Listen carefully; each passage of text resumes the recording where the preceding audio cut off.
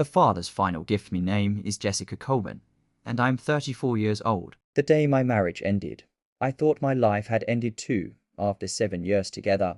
Marcus threw me out of our home with nothing but the clothes on my back. No money, no dignity, just emptiness and shame. I stood on the sidewalk that cold October morning, watching him load my suitcases into his new girlfriend's car. She was younger, prettier, everything I apparently wasn't anymore. He didn't even look at me as he drove away. For 3 days, I lived in my car. I parked behind a grocery store and cried until there were no tears left. I had no family nearby, no savings of my own. Marcus had controlled everything during our marriage. Every dollar, every decision. On the 4th day, I remembered something. Something I tucked away in my wallet years ago and forgotten about completely.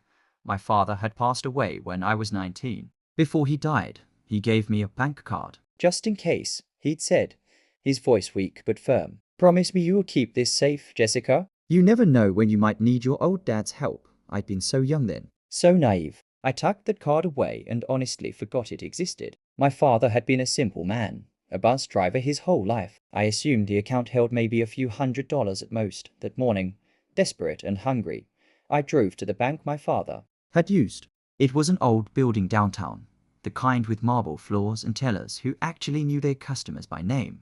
I approached the counter with trembling hands. The woman behind it was maybe 60, with kind eyes and silver hair pulled back in a neat bun. Her name tag read Patricia. I'd like to check the balance on this account, I said softly, sliding my father's card across the counter. Patricia took the card and looked at it for a long moment. Then she looked at me, really looked at me. Her eyes traveled from my wrinkled clothes to my unwashed hair, to the exhaustion I knew was written all over my face.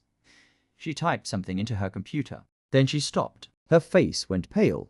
Ma'am, she said quietly. Quickly, look at this. She turned her monitor slightly toward me. I leaned forward, squinting at the numbers on the screen.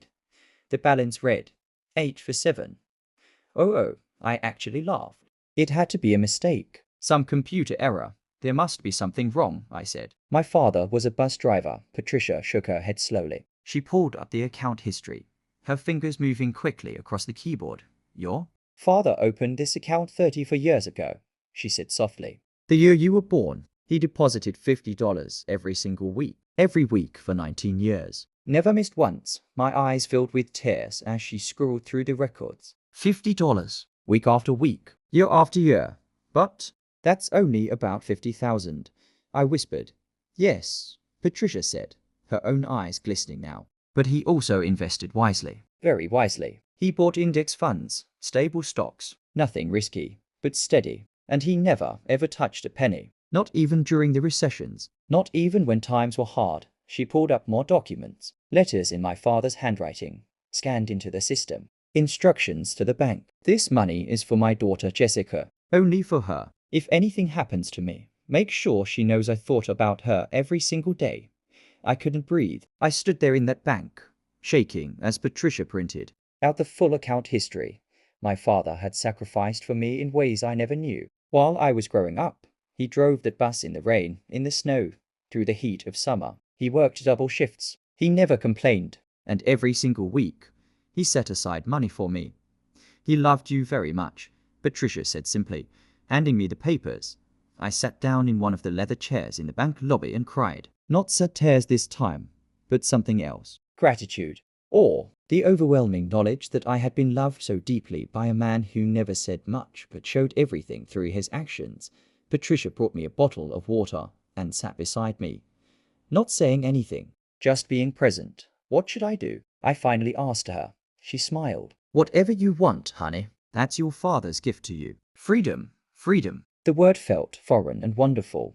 I withdrew $500 in cash that day. Then I drove to a modest hotel and checked in for a week. I took the longest shower of my life. I ordered room service. I slept in clean sheets. And then I began to plan. Marcus had taken everything from me.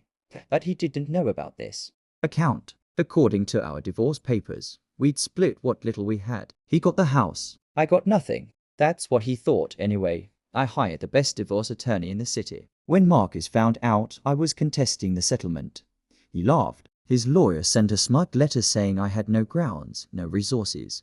But I had something better. I had time and money and truth on my side. My lawyer discovered that Marcus had been hiding assets throughout our marriage. A second property in his mother's name. Investment accounts I never knew existed. Even a small business he'd started with his girlfriend 6 months before asking me for a divorce. The case took 8 months. During that time, I also did something else. I went back to school. I'd always wanted to be a teacher, but Marcus said it didn't pay enough. Now, I enrolled in an education program at the community college. I rented a small apartment with big windows that let in the morning sun. I bought plants and books and cooked meals for myself. I learned to be alone without being lonely that day. Our case went to court. I wore a simple blue dress my father would have liked. Marcus showed up in an expensive suit. Cocky and confident. By the end of the day, the judge had ruled in my favor. Marcus had to split the hidden assets. More importantly, I got back my self-respect.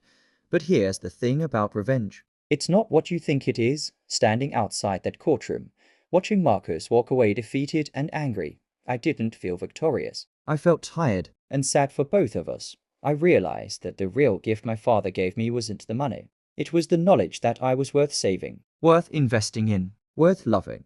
Marcus had tried to make me feel worthless, but my father's love, reaching across the years from beyond the grave, had reminded me of my value. 2 years have passed since that day at the bank. I'm a first-grade teacher now at an elementary school in a neighborhood where many kids come from difficult homes. I know what it's like to feel lost, to feel forgotten. I still have most of my father's money invested, growing for the future. But I use some of it to help kids who need school supplies or lunches, or just someone to believe in them. Last week, one of my students, a quiet girl named Emma, drew me a picture. It was a crayon drawing of 2 people holding hands, one tall, one small. That's you and me, she said shyly. You are like my school MOM. I put that picture on my refrigerator, right next to the faded photograph of my father in his bus driver's uniform. Sometimes late at night, I talk to him. I tell him about my students, about the apartment, about how I've learned to be happy on my own terms. Thank you, Dad, I whisper, for seeing my future when I couldn't, for every sacrifice you made, for teaching me that real love isn't about control or possession. It's about giving someone the tools they need to fly. Marcus remarried last year. I heard through mutual friends that he's unhappy, that his new wife is exactly like he was. Controlling, demanding. I don't hate him anymore. I actually feel a kind of pity for him. He'll never understand what he had or what he threw away. But me, I wake up every morning in my sunny apartment, make coffee, and plan lessons that might change a child's life. I have friends now, real ones who value me. I have purpose and peace. My father's greatest lesson wasn't about money. It was about patience, consistency, and believing that small acts of love, repeated over time, can change everything. That banker, Patricia, became a friend. Sometimes we have lunch together. She tells me stories about my dad, how he'd come in every Friday with his deposit, always polite, always asking about her family. He was a gentleman, she says. Old school, the kind who understood that real wealth isn't what you have, but what you give. So yes, my husband threw me out without a cent. He betrayed me, humiliated me, tried to destroy me, but he couldn't. Because I carried my father's love with me, even when I didn't know it. And that love was stronger than any cruelty Marcus could inflict. These days, when I teach my first graders about kindness and perseverance, I think about my father on that bus, saving $50 a week for a future he wouldn't live to see. That's love. That's real, true, lasting love. And that's the story I carry with me now. Not one of betrayal and revenge, but one of redemption and grace. My father saved me twice. Once when he created that account, and once when he taught me that I was always worth saving.